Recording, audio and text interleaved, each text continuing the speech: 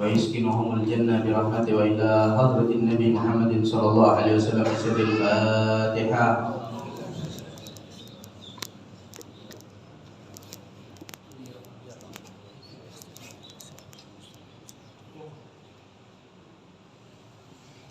Assalamualaikum warahmatullahi wabarakatuh.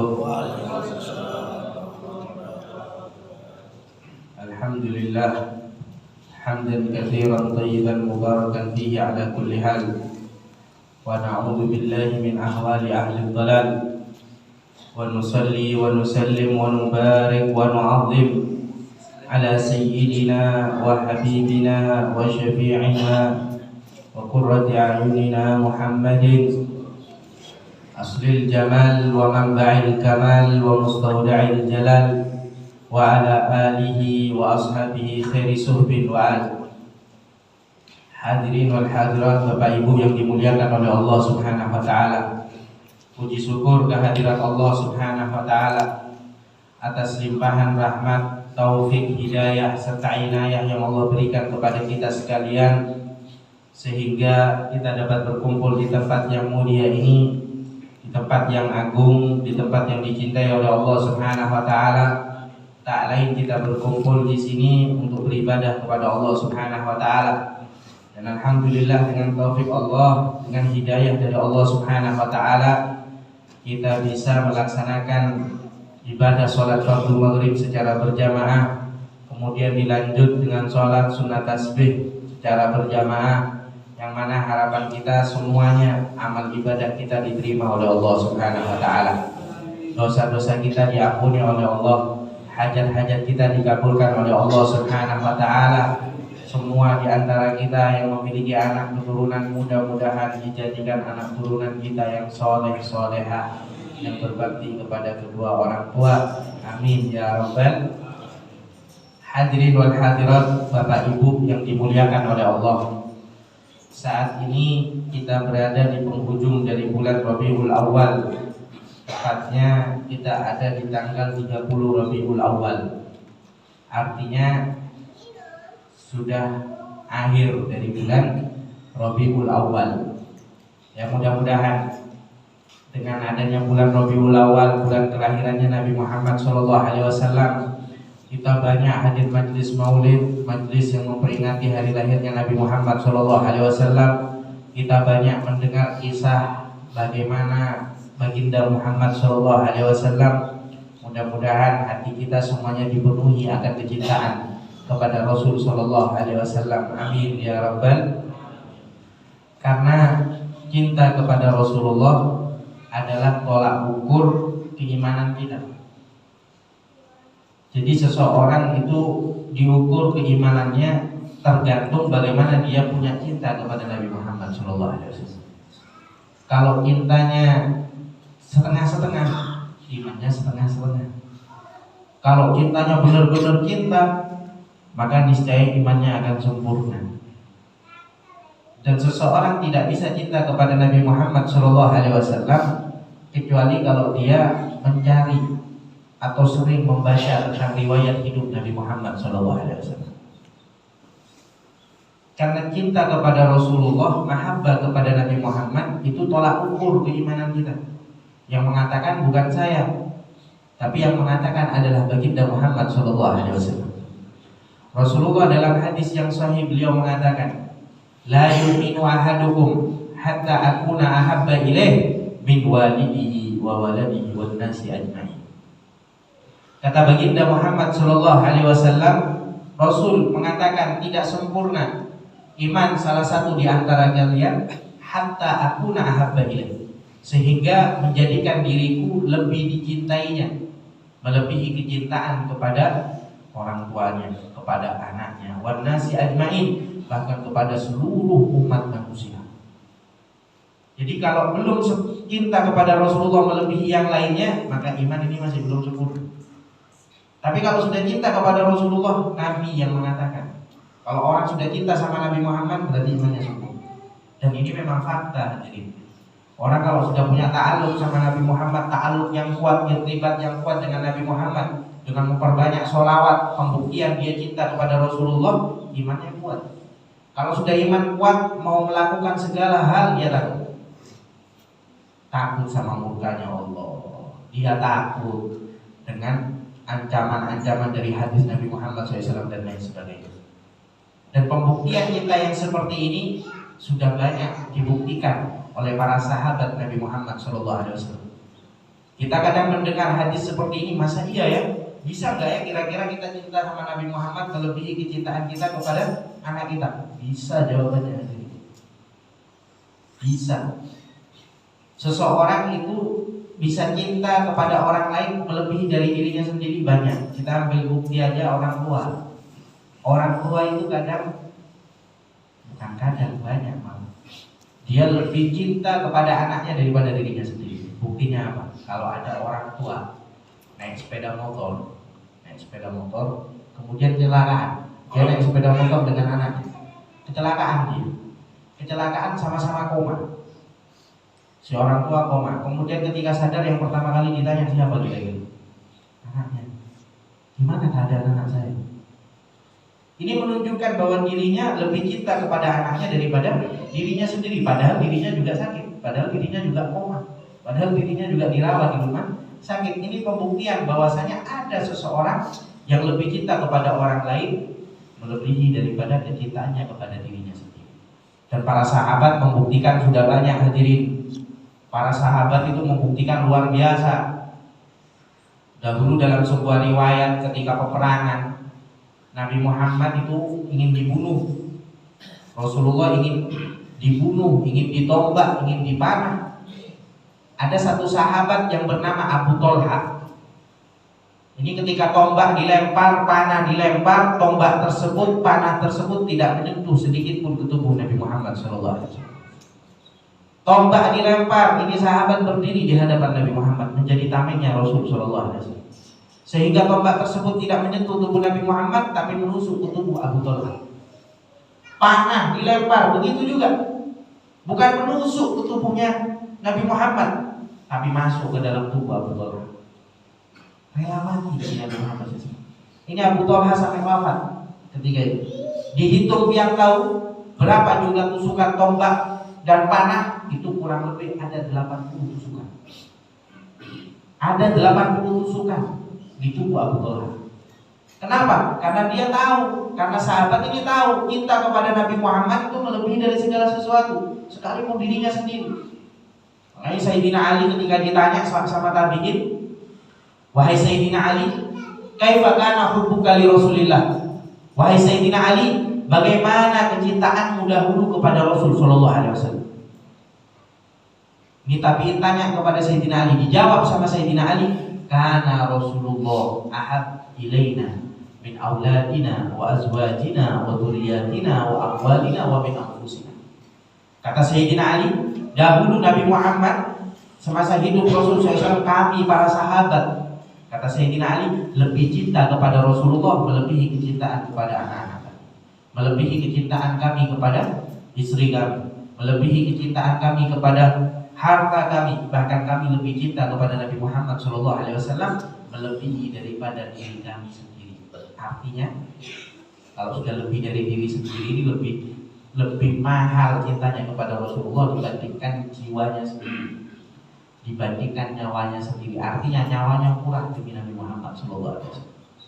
Dan ini bukan cuma sahabat laki-laki yang begitu hadirin. Perlu kita tahu, ada dalam sebuah riwayat, kalau kita baca sejarah peperangan Uhud, itu ketika Nabi Muhammad ingin dibunuh, ingin ditombak dan lain sebagainya, ada satu wanita. Bayangin, wanita tua renta. Ini sudah sepuh wanita ini. Siapa namanya? Ummu Imarah. Ummu Imarah ini hadirin, ketika Nabi Muhammad melihat Nabi Muhammad mau diserang, dia lari. Dia jadikan tubuhnya sebagai tameng demi Nabi Muhammad SAW. Ketika ditombak, ketika dipanah, masuk ke tubuhnya Ummu Imarah, bahkan dipedang ketika itu Ummu Imarah sampai belah dadanya,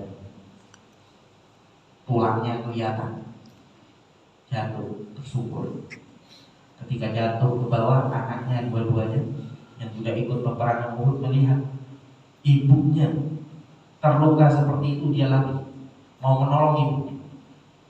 Mau menolong ibunya, kemudian apa kata ibunya? Kata Ummu Imarah, "Da'ni, tinggalkan aku." Itu jaga Nabi Muhammad SAW. Aku begini karena jaga Nabi Muhammad. Fa innahu aula bil inqadh. Karena itu Nabi Muhammad lebih pantas, lebih utama kalau gitu. Bayangkan sampai sebegitunya. Akhirnya anaknya menjaga Nabi Muhammad SAW sesuai perintah dari ibu. Ummu Imarah tinggal dunia. Rela mati demi Nabi Muhammad Sallallahu Alaihi Wasallam. Karena memang kita kepada Rasulullah adalah hal yang di situ menjadi tolak ukur keimanan kita.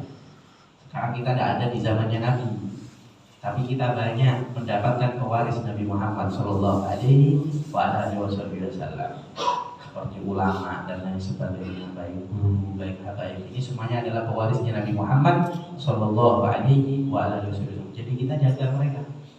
Kalau kita jaga mereka seperti jaga Nabi Muhammad Sallallahu Alaihi Wasallam, kita mampu dengan badan kita, kita tolong mereka. Kita mampu dengan harta kita, kita tolong dengan hartanya menolong mereka. Ini adalah bentuk juga pengorbanan demi Nabi Muhammad Sallallahu Alaihi Wasallam. Mereka yang punya pondok pesantren kita bantu, mereka yang punya majlis ta'lim kita bantu. Ini bentuk pengorbanan kita untuk Nabi Muhammad Sallallahu Alaihi Wasallam. Kenapa? Karena mereka para ulama, para guru, para habaib ini yang meluruskan tongkat estafet Nabi Muhammad Sallallahu Alaihi Wasallam.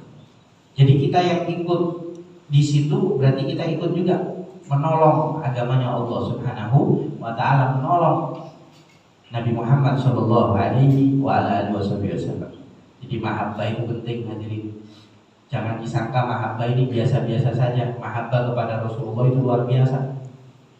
Dan berapa banyak orang yang cinta kepada Nabi Muhammad diangkat derajatnya oleh Allah Subhanahu wa Ta'ala. Gak sedikit.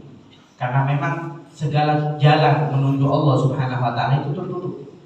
Kullu turuq masdudah, semua jalan itu tertutup. Illa man ittaqa bi athari Rasul sallallahu alaihi wasallam. Semua jalan ketika kita mau menuju Allah Subhanahu wa Ta'ala tertutup, kecuali bagi kita yang ingin mengikuti Nabi Muhammad sallallahu alaihi wasallam. Karena memang jalan yang terbuka adalah jalannya Nabi Muhammad sallallahu alaihi wasallam. Jalan yang paling pas ketika kita ingin menuju Allah, dekat kepada Allah dengan mengikuti Nabi Muhammad sallallahu alaihi wasallam. Banyak di bulan Rabiul Awal ini kan pas akhir-akhir, jadi kita bahas sedikit-sedikit sudah. Banyak kita mungkin hadir majelis maulid, bahkan di antara kita mungkin membuat acara maulid, mengundang penceramah dan lain sebagainya. Banyak kisah-kisah tentang Nabi Muhammad dan lain sebagainya. Hasilnya itu apa sekarang? Ini yang perlu kita muhasabah. Banyaknya kita hadir di majelis ilmu yang kita ingat cerita-ceritanya Nabi itu apa? Apa cuma lucunya saja yang diingat? Kadang sebagian orang lucunya saja yang diingat, ceritanya Nabi lupa. Ketika ditanya gimana ceritanya Nabi, lupa. Kalau cerita lucunya ingat. Ceritanya penceramah yang lucu-lucu, wah diingat. Bahkan naudzubillah kadang yang berbau porno diingat. Tapi ceritanya Rasulullah hilang. Padahal ceritanya Nabi Muhammad ini yang paling penting. Ini yang buat hati kita ini semakin cinta kepada Rasul sallallahu alaihi wasallam. Yang tahu tarbiyahnya orang-orang dulu itu adalah mendidik mereka untuk cinta kepada Nabi Muhammad SAW. Kenapa? Karena ini tameng. Kita ini kalau didik anak kita cinta kepada Rasulullah, insya Allah anak turunannya sampai beberapa turunan semuanya aman, gak sampai keluar dari agama kita. Kenapa? Karena mahabbah kepada Nabi Muhammad SAW. Cintanya kepada Rasulullah itu yang akan menjadi tameng. Kita ini yang hidup di zaman sekarang, apa bisa jamin hidupnya kita nanti tumbuh dewasa kita masih hidup? Belum tentu hidup. Tapi kita bisa jamin nggak? Kira-kira mereka masih beriman kepada Allah, beriman kepada Rasul? Bisa jamin. Tapi kalau kita kasih tarbiyah mereka, kita ceritakan kepada mereka tentang kisah-kisah Nabi Muhammad, mahabbah timbul, cinta luar biasa kepada Rasulullah timbul. Kalau sudah cinta kepada Nabi Muhammad, imannya kuat, tidak akan pernah meleset, tidak akan pernah keluar dari agama Allah Subhanahu wa Ta'ala. Dulu itu hadirin, ada seorang anak kecil. Ini anak terbiasa diceritakan tentang Nabi Muhammad SAW. Tiap hari orang tuanya menceritakan Rasul SAW kepada anak. Namanya Ibrahim Al-Madbuli. Ini anak usianya di bawah 10 tahun. di bawah 10 tahun, tapi tiap hari yang diceritakan adalah Nabi Muhammad SAW. Diceritakan terus, ibarat kalau mau tidur yang diceritakan adalah ceritanya Nabi Muhammad SAW. Jadi kan kalau anak sekarang yang diceritakan bukan ceritanya Nabi, tapi yang diceritakan apa? Pipi, Doraemon. Akhirnya mimpinya apa? Balik-balik bambu. Kalau orang dulu enggak, hadirin, yang diceritakan Nabi Muhammad, sehingga dia mahabbahnya luar biasa kepada Rasulullah. Mimpinya mimpi Nabi Muhammad SAW. Ini Ibrahim Al-Madbuli, dia di umur 10 tahun diceritakan terus tentang Nabi Muhammad, sampai akhirnya di malam hari dia bermimpi Nabi Muhammad SAW. Mimpinya mimpi Rasulullah, anak di umur di bawah 10 tahun. Mimpinya Rasulullah. Keesokan harinya cerita kepada ibunya, wahai ibu, wahai umi, semalam aku mimpi Nabi Muhammad SAW. Tadi malam aku mimpi Rasulullah. Kemudian ibunya mengatakan, nak, kalau kamu mimpi Nabi, kalau kamu mimpi Rasulullah, ma'an tabir rijal. Kalau kamu cuma sekedar mimpi Nabi Muhammad, kamu masih belum dikatakan adalah orang yang hebat. Bayangin, mimpi Nabi kalau di zaman sekarang sudah hebat. Jadi ini zaman dulu, dia cerita kepada ibunya, bu, saya tadi malam mimpi Nabi Muhammad, saya tadi malam bermimpi Rasulullah. Kata ibunya, nah, kalau kamu masih mimpi Nabi Muhammad, maka tabir rijal, kamu masih belum dikatakan orang yang hebat. Tanya Ibrahim Al-Madbuli, terus bagaimana ya ibu, wahai umi, bagaimana caranya biar aku dikatakan orang yang hebat? Kalau memang mimpi Nabi Muhammad dikatakan bukan orang yang hebat, terus yang hebat yang bagaimana? Kata ibunya, orang yang hebat adalah orang yang bisa berjumpa langsung dengan Nabi Muhammad SAW secara yaqodoh, secara langsung, bukan dalam mimpi. Ini anak hadirin termotivasi, ya terus tambahin cinta kepada Nabi Muhammad, sholawat, lain sebagainya. Malamnya mimpi lagi, mimpi Nabi Muhammad SAW. Tapi dia tidak berani cerita kepada ibunya. Kenapa? Karena hanya mimpi. Keesokan harinya mimpi lagi, keesokan harinya mimpi lagi, sampai berturut-turut berapa malam itu terus mimpi Nabi Muhammad. Kemudian di mimpi yang beberapa kalinya itu, dia bilang kepada Nabi Muhammad, curhat kepada Rasulullah di dalam mimpi, ya Rasulullah, tiap malam kau hadir di dalam mimpi, tiap malam.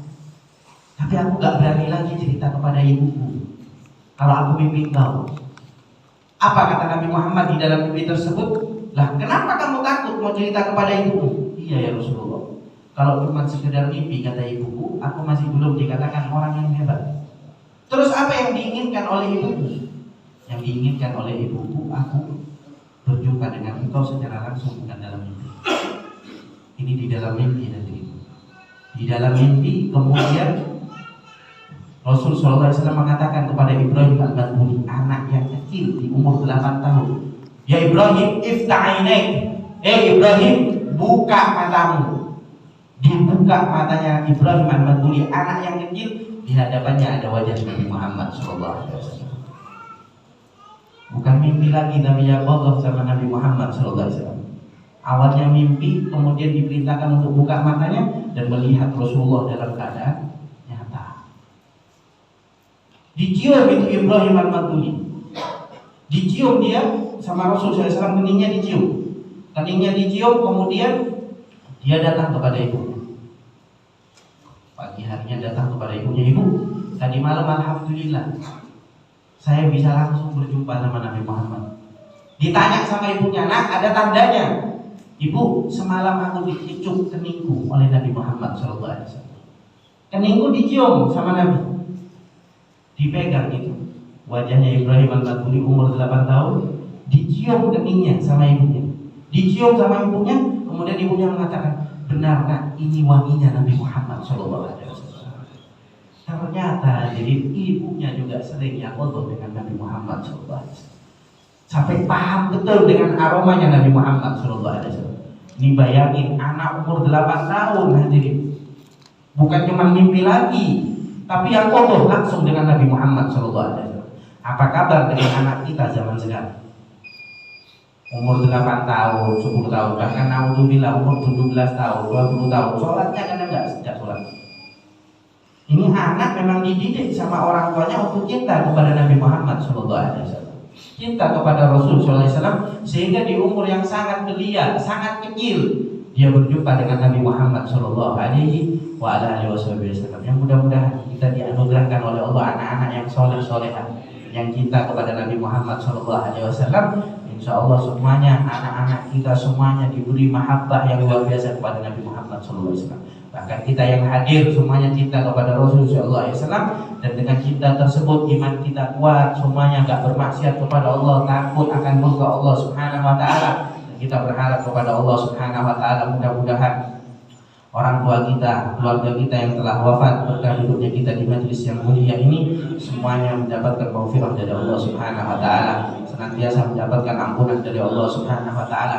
Kubur-kubur mereka dijadikan oleh Allah raudhah min riyadil jannah, taman dari taman surganya Allah Subhanahu Wa Taala. Kita berharap kepada Allah mudah-mudahan orang tua kita yang masih hidup, keluarga kita yang masih hidup diberi umur panjang oleh Allah, diberi kesehatan oleh Allah Subhanahu Wa Taala, dan kita berharap kepada Allah mudah-mudahan dengan duduknya kita di tempat yang mulia ini, di masjid yang mulia ini, mudah-mudahan tidaklah kita meninggal dunia kecuali membawa iman, kecuali membawa Islam, mati dalam keadaan husnul khatimah, mati dalam keadaan husnul khatimah, husnul khatimah. Allahumma ja'al jama'ana hadza jam'an marhuma wa tafarruqana min ba'dihi tafarruqan ma'suma wa la taj'al fina wa la ma'ana syaqiyyan wa la mahruma. Ya Rabbi bil Mustafa balligh maqasidana, Ya Rabbi bil Mustafa balligh maqasidana waghfir lana ma madha ya wasi'al karami. Sallallahu ala sayyidina Muhammadin alhamdulillahi rabbil alamin. Minta maaf sebanyak-banyaknya. Wassalamualaikum warahmatullahi wabarakatuh.